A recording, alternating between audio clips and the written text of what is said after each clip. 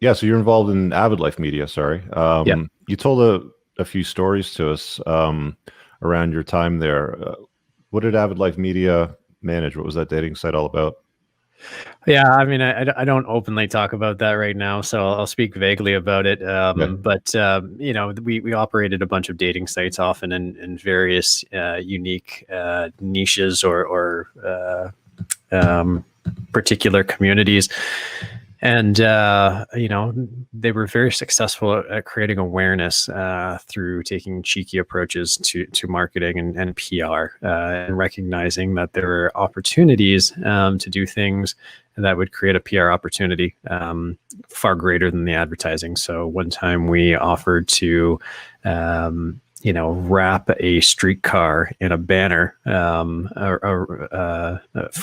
the streetcar for one of our sites. And we knew that initially it'd probably get rejected, but to our surprise, they actually said yes. And so we looked at it and we said, well, we could either pay the $25,000 or whatever it was to wrap the streetcar in this particular advertisement, or we could leak it to the media, because that would be just juicy enough for the media to say, like, hey, this company is now wrapping a streetcar. Is the TTC actually okay with it? And get much more awareness and publicity for free than paying the $25,000. Or, one time we were there was a well-known actor who had voiced advertisements that most of you probably heard of. This was probably 10 or 11 years ago.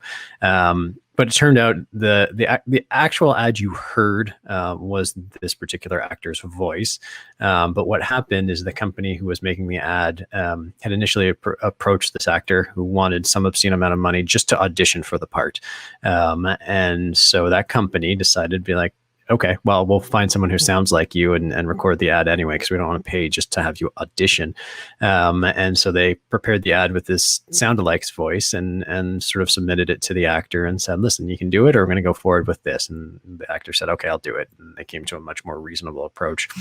We subsequently found out about it. And so in the same kind of context, the same kind of mindset, we got the sound-alike. We recorded an ad, started playing it on the radio in the US, knowing that the following would happen.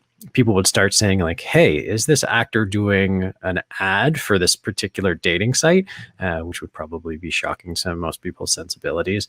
And we did, and there's a whole bunch of PR that followed. And then inevitably we're expecting a letter from his lawyers, which we got, saying, hey, you're inappropriately using this actor's persona. Please stop.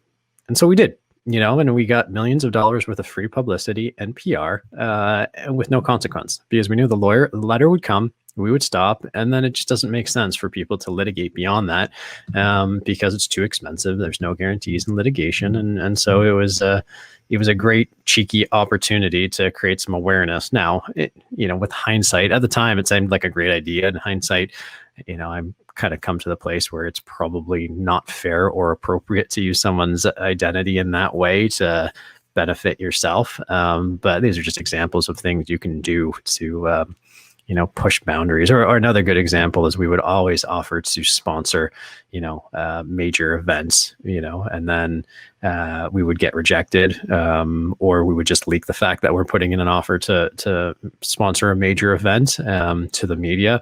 And then you'd see it in the news the next day that this dating site is offering to sponsor the Super Bowl or the World Cup or whatever it was.